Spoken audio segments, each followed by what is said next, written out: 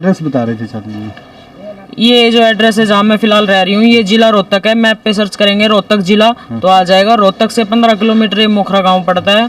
मोखरा खेड़ी पान्ना इसको बोलते हैं, जहाँ मैं रह रही हूँ। बसाना रोड पे धाम बनाया हुआ है, याद रखना। मोखरा खेड़ी पान्ना बसाना रोड पे धाम बनाया हुआ है।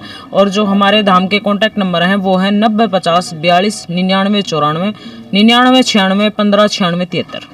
जो भी भगत कांटेक्ट करना चाहे तो साधु जी से इन नंबरों पे कांटेक्ट कर सकता है। नंबर हम नीचे लिंक में भी दे देंगे, वहाँ से भी आप कॉल कर सकते हैं। अच्छा साधु जी, जो पहले आपका स्थान था जहाँ पे आप लोगों के समाज सेवा कर रहे थे, वो यहाँ से जाने गए थे जब, वो छोटा क्यों था?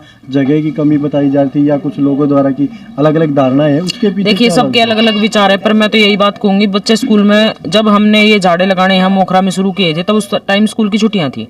तो उसके बाद जब भीड़ ज्यादा होने लगी तो स्कूल खुल गए थे। मई में स्कूल खुल जाते हैं, आपको पता ही है। भीड़ होने लगी थी और धान की बुआई शुरू हो गई थी मई जून में। तो जैसे ट्रैक्टर वगैरह निकलते थे तो उसमें परेशानियां, क्योंकि वो एरो कल्टीवेटर जो भी जोड़ के निकला करें वो सब जोड़ के निकलते थे। और स्कूल की जो बसें थी उनको आने में असुविधाएं हो रही थी, तो उससे व्यवस्था सारी बिगड़ गई थी और फिर लड़ाई झगड़ा होने का डर था। तो इसलिए मैंने ये मोखरा मंदिर जो था ये छोड़ दिया था। अब यहाँ भी जगह की कमी है, गाड़ियां जब आएंगी भीड़ हो जाएगी, तो उसके लिए हमने जो इस गली के बिल्कुल फ्रंट में 4 किले खाली पड़े हैं, उनके लिए रेई के किले हैं वो, उनके लिए पार्किंग की जगह बनाई है वहाँ पे। कहीं ना कहीं उस समय हजारों की संख्या में भगत आते थे। जो समस्या थी कि स्कूल के बच्चे या साधनों की समस्या का वो स्थान है। हाँ जी, वो मंदिर छोड़ना पड़ा था हमें। और साधु जी एक राय और मैं जानना चाहूँगा, जो भी मैंने पहले भी एक क्वेश्चन पूछा था कि जो किसी के अंदर बजरंगबली आता है या माता आती है, ऐसी धारणाएं हैं, काफ़ी बार देखा भी है, उसके बारे में कुछ कहना चाहोगे समाज के लोगों को? मैं ये कहना चाहूंगी, देखो जिसके अंदर बजरंगबली आता है या कोई भी माता रानी आती है, कुछ भी, मैं तो देखो किसी का तिरस्कार नहीं करूंगी, पर मैंने इन चीजों में मतलब कि भाई बाबा है कुछ भी है, ये साक्षात रूप में नहीं आते हैं, उनके क्षण मतलब कण आते हैं, क्षण लगा लो चाहे कण लगा लो, थोड़ा बहुत अंश आता है उनका कि भाई झटके लगते हैं। या कोई भजन चल रहा है तो उसमें आदमी मान लो मुग्ध हो गया, या मंत्र मुग्ध लगा लो या मुग्ध हो गया, तो उसमें भजन जैसे चलेगा तो आदमी ऐसे ऐसे घूमेगा, वो ही होता है। हाँ, बाकी ऐसे ऐसे घूमने जब इंसान ऐसे ऐसे पूरा मुग्ध हो जाएगा तो कुछ मुंह से निकल जाए तो वो तकरीबन बातें सच्ची होती हैं, क्योंकि कुछ माता रानी के, बजरंगबली हुए, अपने कोई भी देवता लगा लो XYZ, उन सभी के कोई कण आ जाते हैं, तो उस कारण से कई हुई बातें सच भी जाती हैं। कहीं ना कहीं जो भक्ति करते हैं हमसे वो पॉजिटिव वाइब्रेट होती है, कहीं ना कहीं हम कह सकते हैं। हाँ, इसको बोलते हैं 6th सेंस इंग्लिश में, और हिंदी में बोलते हैं छठी इंद्री। जब इंसान की छठी इंद्री जागृत हो जाती है तो उसके बाद इंसान अपना ध्यान यहाँ केंद्रित करता है। यहाँ केंद्रित होने के बाद जो उसको दिखाई देता है वह सच ही है, क्योंकि यहाँ हमारे भगवान वास करता है। ठीक है, तो भगवान वास करेगा तो इंसान के मुंह से कुछ भी निकलेगा तो समझो भगवान ही बोल रहा है और वो सत्य ही होगा। देखिए साधु जी, एक और क्वेश्चन, काफ़ी सारे भगत यहाँ पे आते हैं और भला भी हुआ है, कई संतान नहीं हो रही थी उनको, महिलाओं को संतान भी हुई, और काफ़ी सारे लोगों की राय ये भी है कि क्या झाड़ा फूक से या बभूति से संतान हो सकती है। साइंस की भी बातें कुछ मानते हैं, ऐसे क्या करते? साइंस क्या करती है? IVF करा देती है जिसके बच्चे नहीं होते।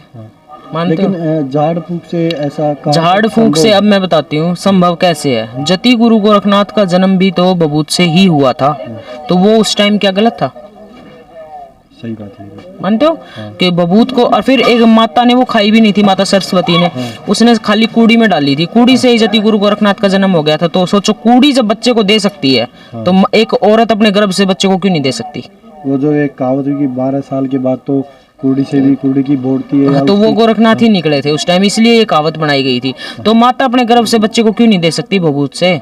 और फिर बबूत के अंदर मैंने आपको पहले भी बताया काफ़ी चीज़ें ऐसी डाली जाती हैं, जैसे कि भाई और हार्मोन्स जो होते हैं लेडीज़ के, उसमें अगर साइंस के नतीजे से देखें तो क्या पता कुछ ना कुछ तो ऐसा ऊपर नीचे होता होगा जिससे कि भाई बच्चे पैदा होने की संभावना बढ़ती होगी। और हमारी नज़रिए से, भक्तों की नज़रिए से, सेवकों की नज़रिए से देखा जाए तो बाबा जति गुरु गोरखनाथ का जन्म बबूत से, तो जिनके औलाद नहीं है उनका भी जरूर उद्धार होगा बबूत से। कहीं ना कहीं इसमें एक भक्ति भी कह सकते हैं, और जैसे आपने कहा कि इसमें साइंस भी हो सकती है। आपके हिसाब से तो आप भक्ति के हिसाब से देते हो, हाँ जी, लेकिन उसके अंदर जो जड़ी बूटी होती है, हो सकती है हमारे शरीर में हार्मोन चेंज होती है, उससे एक साइंस के हिसाब से भी हम कह सकते हैं। हाँ जी, हाँ जी। अच्छा साधु जी, लास्ट क्वेश्चन ये है कि समाज सेवा तो वैसे भी कर सकते हैं आप, या तो जैसे नॉर्मली बातें, समाज सेवा करना, बुजुर्गों की सेवा करना, तो एक ये साध्वी का रूप ही क्यों धारण किया समाज सेवा? देखिए, बुजुर्ग जो मेरे परिवार में है, एक तो हमारी दादी है बूढ़ी ससुराल पक्ष से, और मेरी सासू है, उनको कोई ज़रूरत होती है मेरी, पैसे तो मेरे पास है नहीं,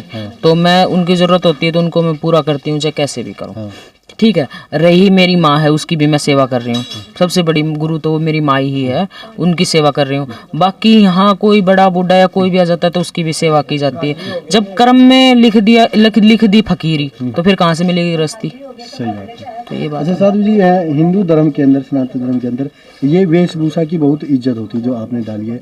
क्या इस वेशभूषा डालने के, एक साधु के अब जो ये वस्त्र ये डालने से क्या ऐसा होता है कि भगवान की तरफ थोड़ा मोह ज़्यादा होता है, ऐसा कह सकते हैं? नहीं, क्योंकि जो साधु बनने के बाद ऐसा कहता है कि भगवान की तरफ मोह हो जाता है, ऐसी बातें राय दी। आपकी बात जायज है, पर मैं एक बात कहना चाहूंगी, इस भगवे को डालने के बाद श्री राम ने पहले भगवा डाला था, उसके बाद से सनातन धर्म में भगवा चला था। तो सनातन धर्म में भगवा चलने के बाद इससे क्या फायदा है? एक तो इंसान अपने विचारों को कंट्रोल में रखता है, विचारों को कंट्रोल में रखता है इंसान। हाँ, और दूसरी बात नेगेटिव विचार नहीं आते और भगवान का ध्यान लगा रहता है। और इसमें अगर इंसान सोचे भी ना दाग लगाने का, एक तो जो क्या अगर ना रान रंडापा काटे रंडुआ ना काटने दे, एक हरियाणा में कहावत है, तो इसने पहनने के बाद एक तो बकवासबाजी कम रहती है, कोई गलत नज़र से भी नहीं देखता। और दूसरी बात ये है कि इससे मैं तो एक ही बात कहूँगी, इससे भगवान का जो ध्यान लगता है ना इसको पहनने के बाद, वो किसी और चीज़ में नहीं है। कहीं ना कहीं आपकी बातों से एक बात तो निकल के आ रही कि जो लोगों की नेगेटिव सोच होती है वो वेशभूषा डालने से उसमें भी चेंज होता है। हाँ जी।